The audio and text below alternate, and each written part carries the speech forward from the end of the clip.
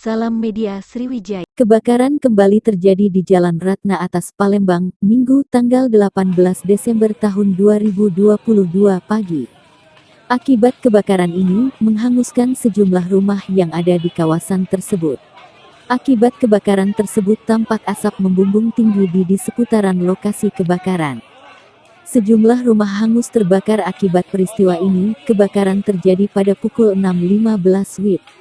Adapun rumah yang terbakar yaitu milik Sukardi Saleh 68 yang bekerja sebagai buruh rumah Syarifuddin, Hasanuddin, dan rumah Ardi 46 rumah Ardiansa alias Yayan.